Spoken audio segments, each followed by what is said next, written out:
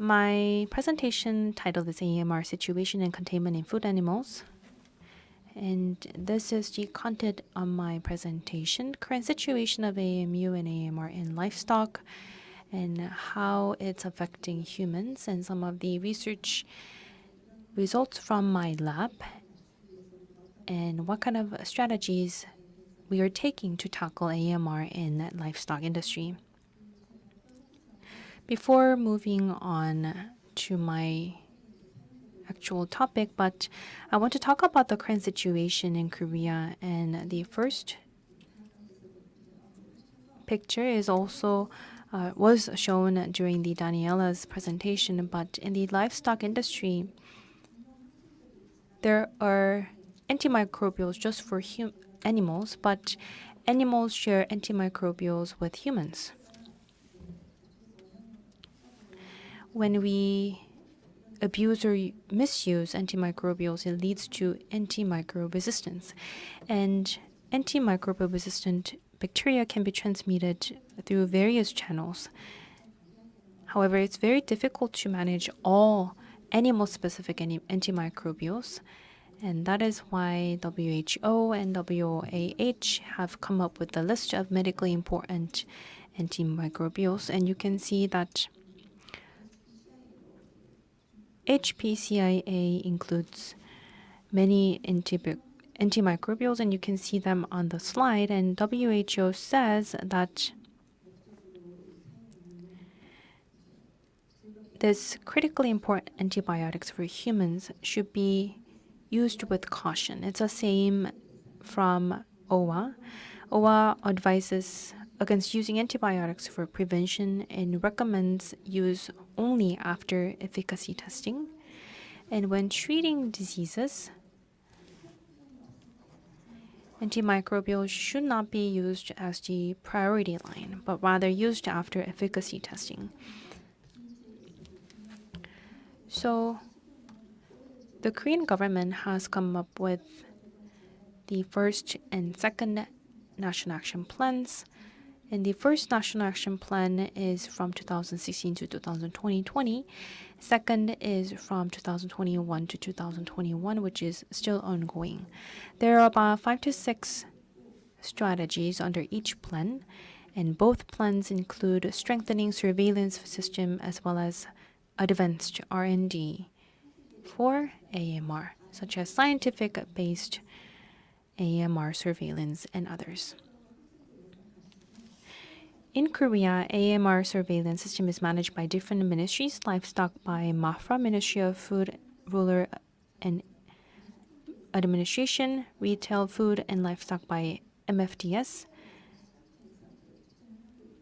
And all of the results are shared via, especially on AMR and AMU, are shared via the One Health Portal system.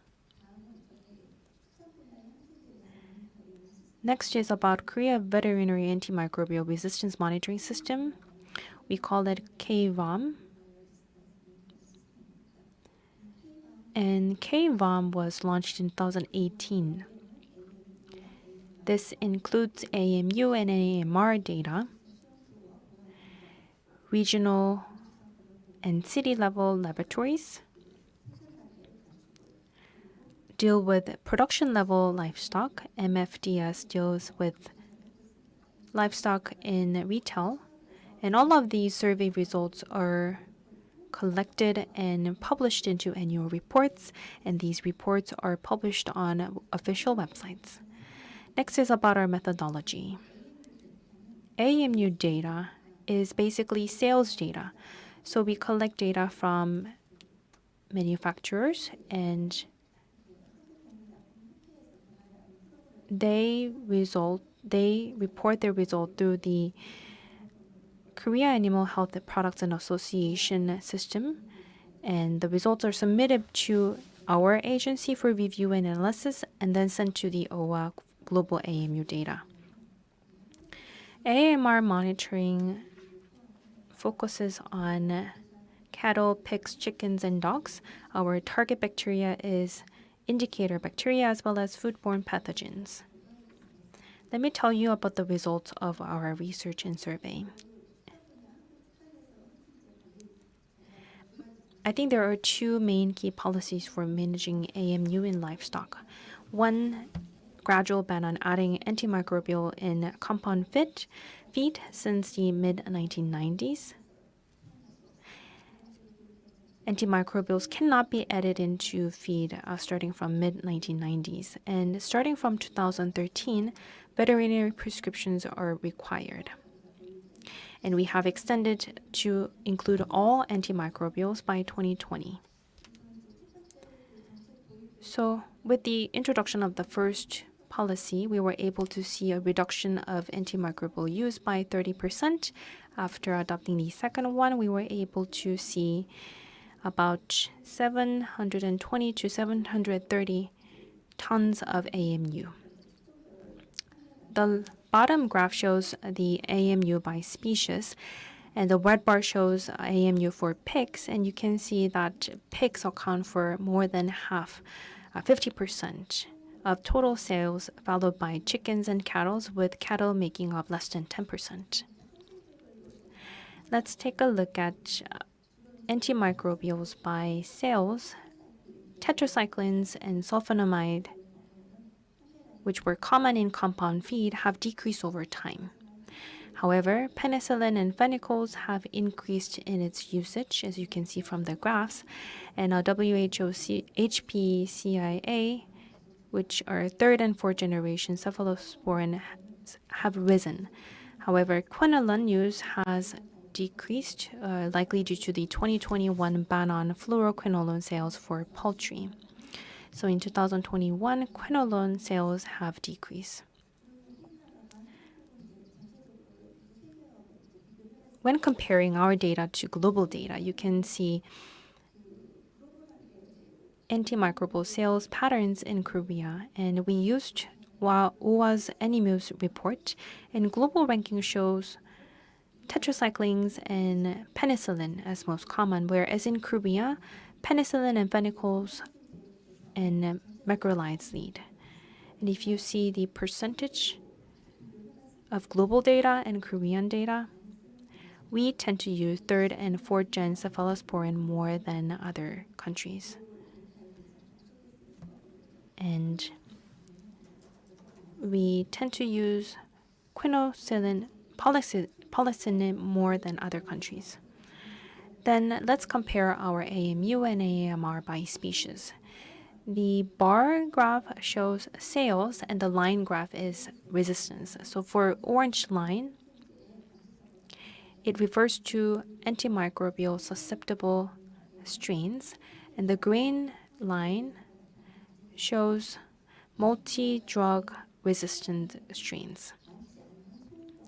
So for cattle, over half of the tested strains were fully susceptible and have a lower rate of multi-drug resistant. But for pigs and chickens, they have high sales and they were very susceptible. We also did analysis by antimicrobials. AMR trends show that cattle with lower sales maintain low resistance, while pigs and chickens have higher resistance. And we can see that sales really reflect the resistance rate, while tetracycline and trimethoprim have been decreasing, but ampicillin and chloramphenicol have shown higher resistance because they have higher sales in Korea. One of the most crucial antimicrobial is multi-drug resistant antimicrobial. And CIP resistant in chickens has decreased but remained high over 60%. And we believe that antimicrobial sales really reflect the percentage of resistance, but we wanted to see the prevalence of resistome of healthy pigs and cattle. So from 25 farms, we were able to survey some of the antimicrobials, and pigs and chickens have shown higher resistance across almost all antimicrobials, but that was not the case for cattle. The orange bar shows cattle and the blue bar shows pig, and you can see that pigs have shown higher resistance across all genes, resistant genes, and for aminoglycosides and beta-lactam antimicrobials, it was the same result. Then comparing Korea's AMR levels with the other countries, we took their monitoring data and compared to ours. For Campylobacter resistance, they were quite resistant to macrolides, but in Korea that was quite relatively low. However, third-gen cephalosporin and fluoroquinolone resistance were quite higher compared to other countries. So far, we talked about indicator bacteria, but foodborne pathogens can be transmitted to humans. So we look into these pathogens.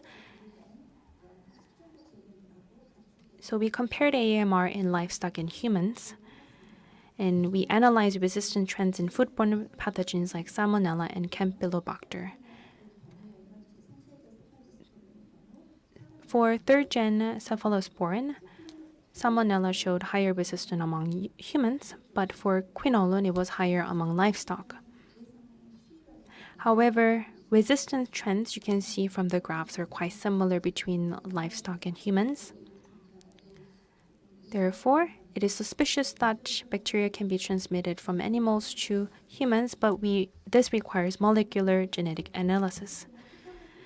Next, I would like to talk about some of the bacteria that can have huge impacts on human health when transmitted from animal to humans, mainly ESBL-producing Enterobacteriaceae and MCR-carrying Enterobacteriaceae. According to CDC data, ESBL-producing Enterobacteriaceae cause around 9,000 deaths annually. And we conducted a survey nationwide on 60 farms, and 10% of the livestock across the nation are resistant to third-gen cephalosporin. And for CTS type, we had 4, and we were able to identify CTS M55 was the most predominant. When comparing to our previous study, we were able to identify shifts in CTSM genotypes for chickens and pigs.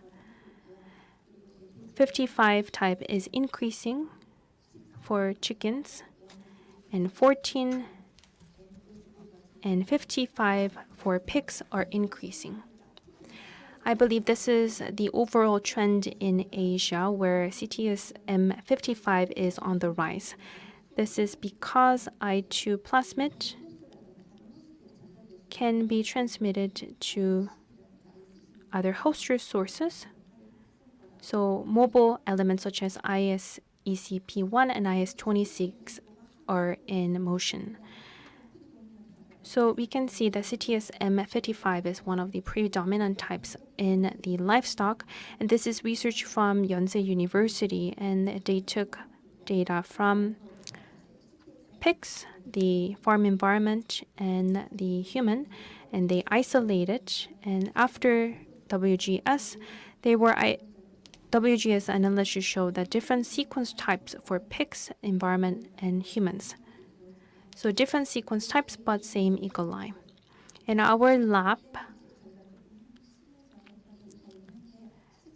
about 10 years ago, we were able to identify that 14 and 15 are predominant SG types. So among humans, SG131 and SG405 were predominant, but they were not identified or detected among animals. And SG542 and SG93, which are predominant in animals, were not detected in humans.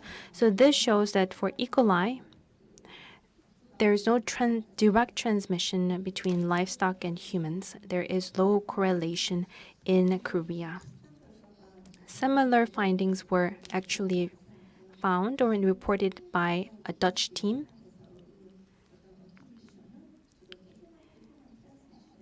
ESBL E. coli is reported to be transmitted between humans rather than from humans.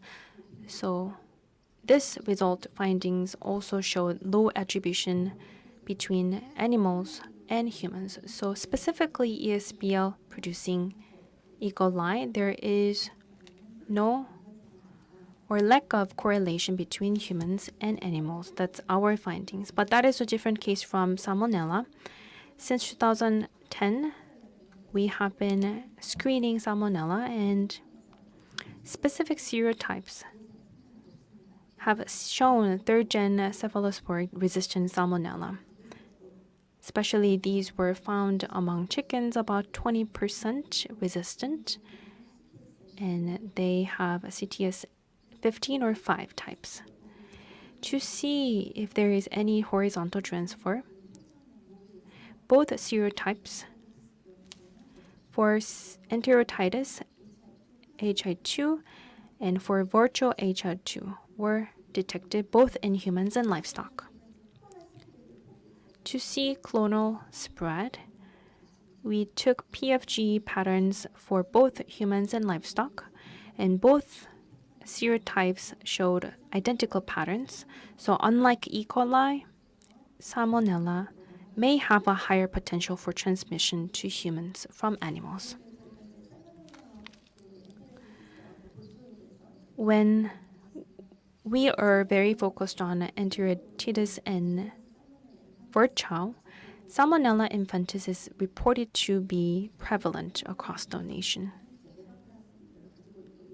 This infantis has megaplasmid, which has resistant genes.